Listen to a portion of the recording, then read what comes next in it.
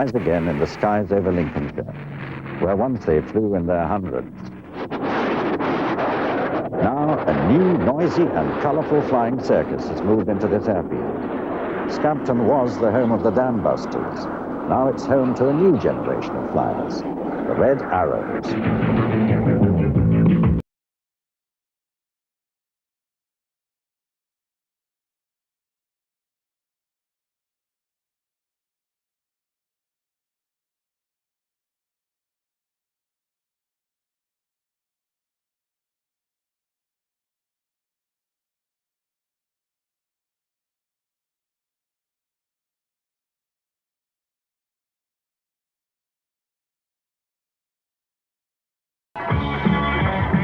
This is RAF Scampton, just a few miles north of Lincoln, on the old Roman road called Ermine Street. It was during the Great War that the first aircraft flew from here, just little training machines they were, and it wasn't until 1936 that the bombers arrived. But ever since then, Scampton has been at the heart of bomber country. That's me there, acting pilot officer, age 21, with the pre-takeoff cigarette. We came back safely from that raid, Brunswick, I think it was, and all the other targets. But then we were a lucky crew, I'm sure of that. 55,000 of us weren't so lucky. The Lancaster, the kind of aeroplane that we flew night after night, has now become no more than a decoration at the main gate. Still, it's nice that they keep a sense of history around these parts. At the height of the war, there were 720 Lancasters based in Lincolnshire. And for each one of those, you could reckon on another 5 that never made it back. She was a big brute for her days. Loaded up with fuel and bombs, she could weigh nearly 30 tons. Could be quite a handful to get off the ground.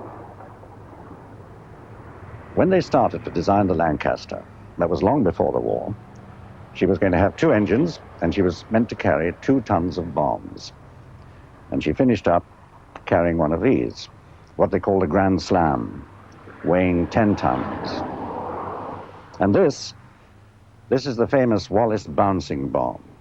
Actually, this one was found in pieces after a test drop and then carefully put back together again to form part of this reminder, a fitting reminder of the times when the skies of Lincolnshire were full of the sound of many thousands of great engines.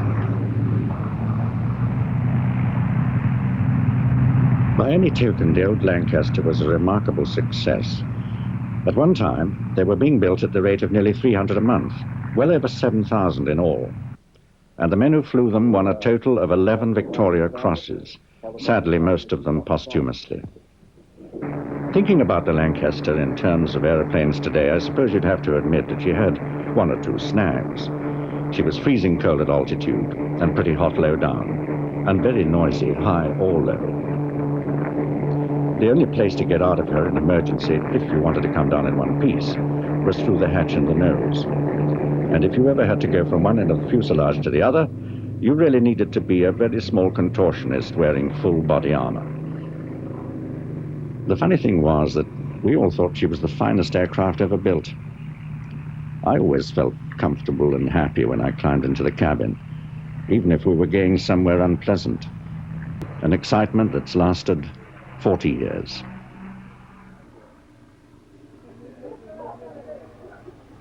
Old-time bomber bases like Scampton don't change much with the years. The airplanes and the air crews come and go. The buildings and the atmosphere remain. These hangars still look much the same as they did when they housed the Lancasters.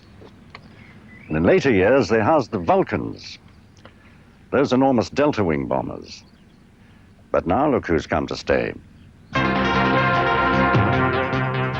As a spectacle at a lazy summer air display over the canned lager, pork pie and sandwiches, there's nothing to beat the Red Arrows for pulling in the crowds. They do an unashamed public relations job for the Royal Air Force, and they do it very well, and they help to raise a mint for charity. The Dambusters of 617 Squadron may have moved out of Scampton to newer and faster machines, but the Red Arrows live here now. Later in the program, we'll meet the Arrows and see them in action.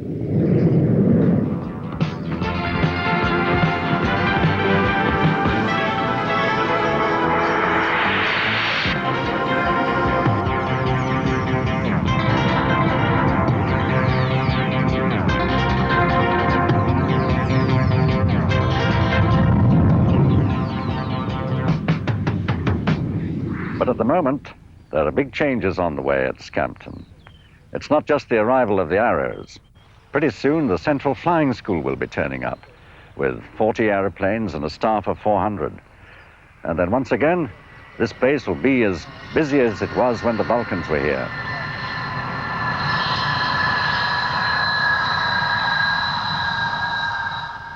Until quite recently, 617 Squadron flew their Vulcan bombers from Scampton along with 2 other squadrons.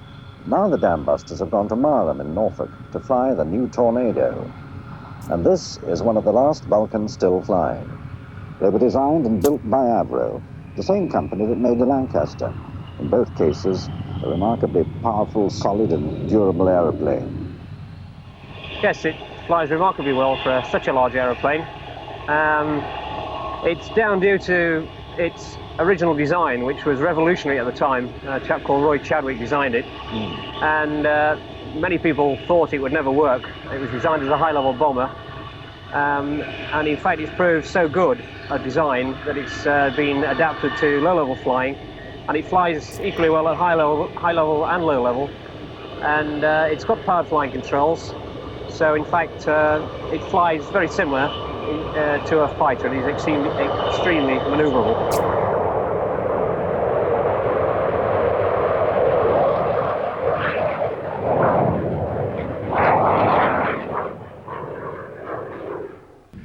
Since the war, some historians have begun to doubt whether the Dambusters raid did as much damage to the German war machine as was thought at the time. But the bravery and skill involved in the raid can never be doubted.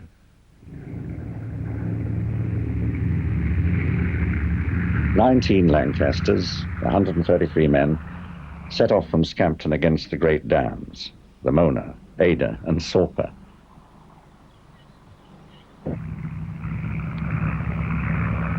They'd trained by beating up the reservoirs of the Peak District at the suicidal height of 60 feet above the water. 617 Squadron had been formed from the best crews around to do a single job. In training, they took some ribbing from the other crews at Scampton who were flying missions night after night. But on their big night, it worked. 8 of the 19 aircraft were lost, and 53 crewmen died.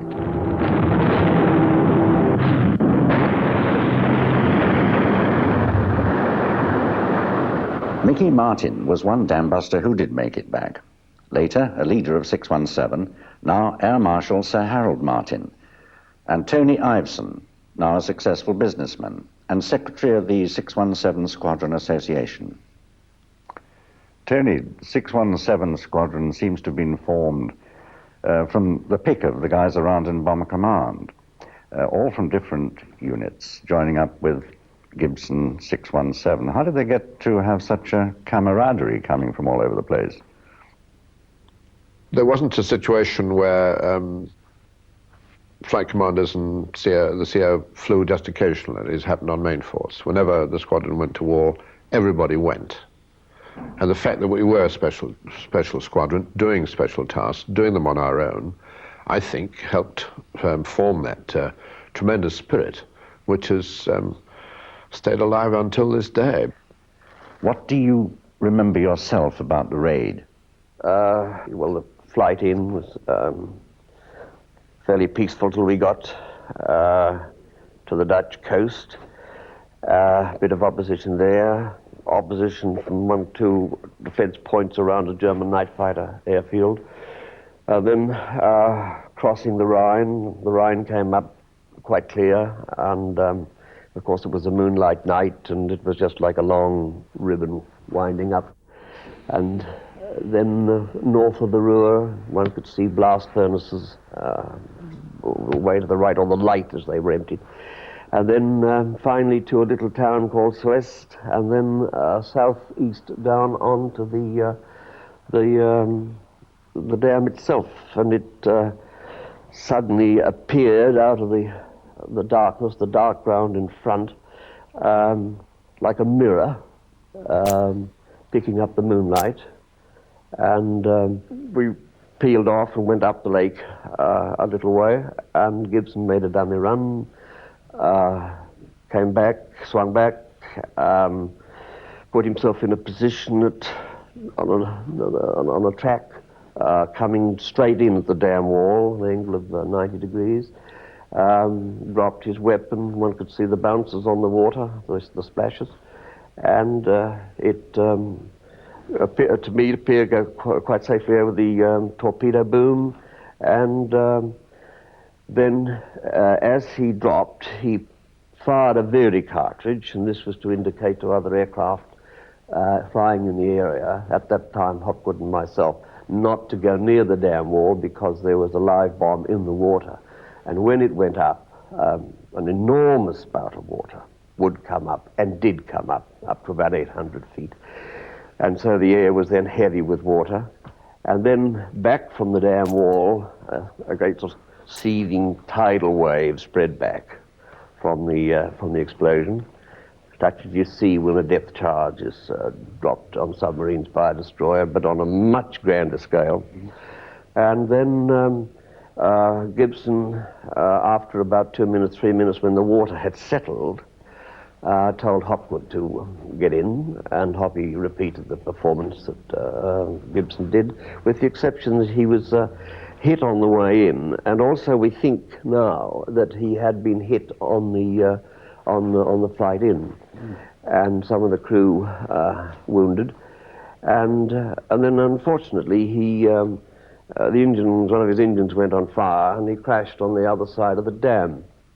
And then Gibson had a look, and then he told my crew to get in there, and we lined ourselves up in exactly the same way as the previous two aircraft had done, and dropped the bomb. The tail gunner saw it bounce forward underneath the aircraft behind it, and then as we went across the dam wall, a gunner from underneath, from around the power station, plonked a shell straight through our center starboard tank, and my heart missed a couple of beats because I thought we were bound to go on fire, but the Almighty was on our side, and it didn't. Then we swung left, and then by the time the bomb had hit the wall and then sunk to its proper depth to explode, we were swinging round, and I could see out of the port side, see the thing go up, and again the scene that I've just described earlier, when Gibson's bomb went off, recurred. There was a great plume of water, and then this turbulence and waves coming back, and then no sign of the bomb going, the dam cracking. Then David. Then Dingy Young was sent in by Gibson, and he made a very good run, and there were signs that the thing had started to crack, but the spillage going over the top was very misleading. And then finally Gibson sent in David Maltby, and his was a perfectly splendid run, and then when the plume from his bomb went up, a great white tongue of water shot out from the center of the dam. And so we knew it was done. Were you conscious at the time of being an elite force? I think we were, because we knew we were doing special jobs. We were given special targets to attack. We had a weapon, the tall boy, and then the Grand Slam, and we had a special bomb sight, the only one squadron to have that bomb sight. And we operated on our own. I never met Guy Gibson. I just remember seeing him at a dance in Lincoln or in a pub, or somebody pointed him out and said, look, that's Guy Gibson from 617 with some of his crew. What sort of a chap was he, really? Gibson is a tremendous guy, well named. He was a very attractive personality, vivacious and gay, and highly intelligent, witty, attractive to women, so one could always follow him, making sure you pick up the ugly one. He was a magnificent pilot, and very easy to follow in the air, and very easy to to fight a battle with, to coordinate if you were attacked and weave your way through the defences. I had the greatest possible respect for him. He was a magnificent chap. As you and say, anyone would follow him anywhere. quite a guy. Quite a guy. Sir Harold Martin, Tony Iveson, thank you both very much. These are the Hawks, the Red Arrow's latest aeroplane. Since 1965, they've taken their flying circus all over the world, showing the flag, entertaining the crowds, and keeping up recruitment. At times, they're only 5 or 6 feet apart, traveling at up to 300 miles an hour. In a tight turn, the pilot can suddenly find himself weighing 6 times as much as he does normally, and all the time keeping in perfect formation.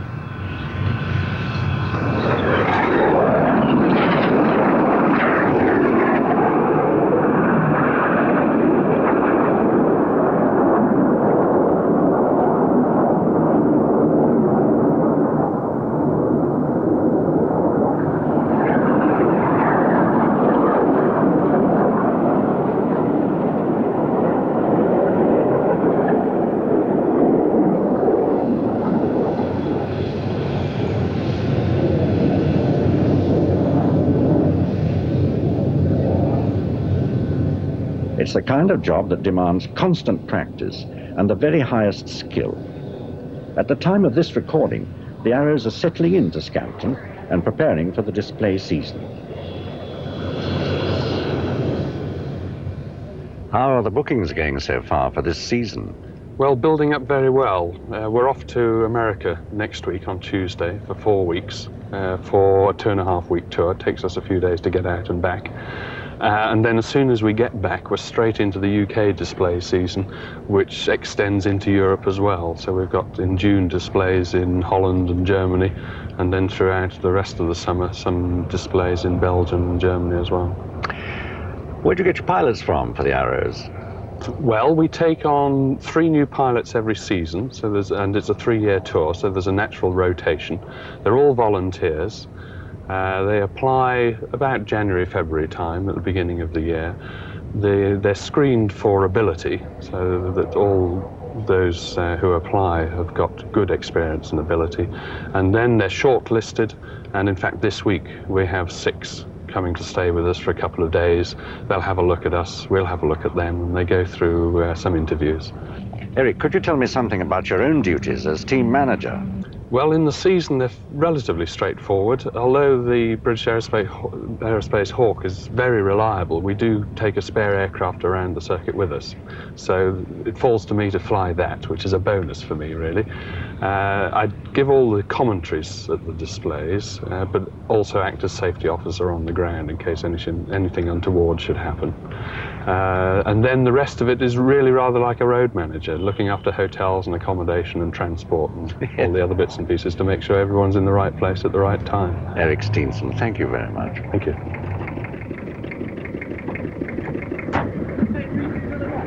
The Red Arrows fly well over 100 displays a season in tight formation and at high speed. And the last thing they want is any kind of breakdown.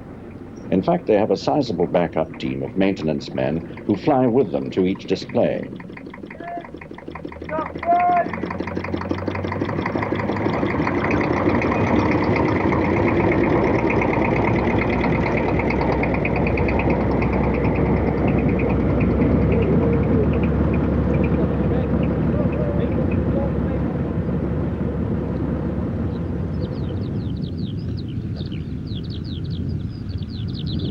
The man who has the job of keeping the team's Hawks in perfect condition when they're away from base is Flight Lieutenant Mike Render.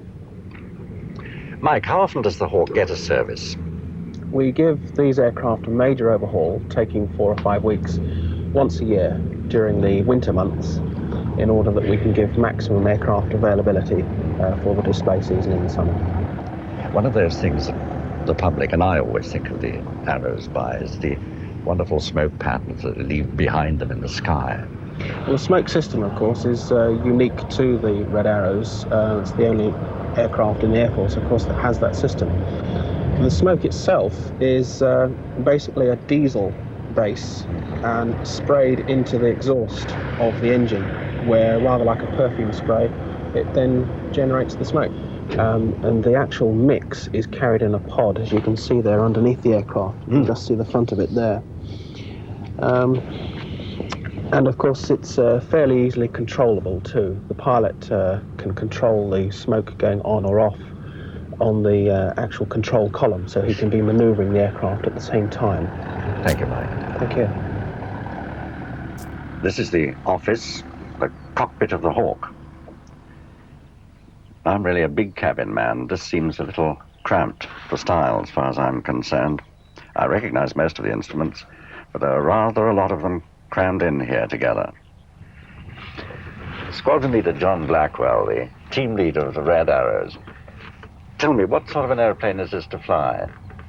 It's a very pleasant airplane to fly. It's a very responsive airplane. It responds to only slight pressures on the control column and all the rudders and that sort of thing. And it's a great pleasure to fly from that point of view. When you're in the height of the season, you're doing several shows a day and traveling a lot in between. You must get a little bit beat.